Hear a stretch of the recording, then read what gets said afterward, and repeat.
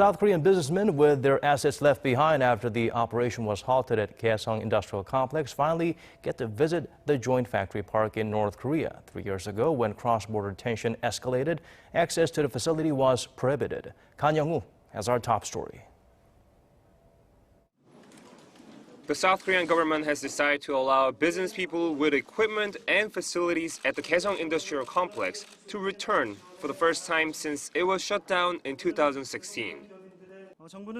The government has approved this trip to the north as it relates to the protection of South Korean people's property. The government will do its utmost to ensure that the business people can check on their assets. The Unification Ministry said the trip will be made by around 200 personnel. The National Security Council said it will also provide support for the trip so that it can happen soon. It was the 9th request from the business owners. The government had turned the last 8 requests over roughly the last 3 years.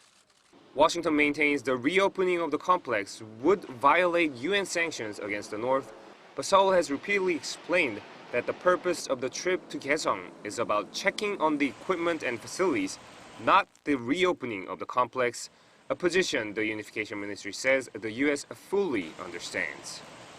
But for the trip to happen, Pyongyang has to cooperate.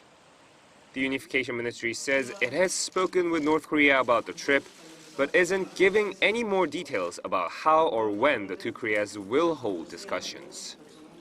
The business people who made the request welcomed the government's decision, but added that for this trip to be meaningful, they need to be able to inspect their machines and find ways to maintain them.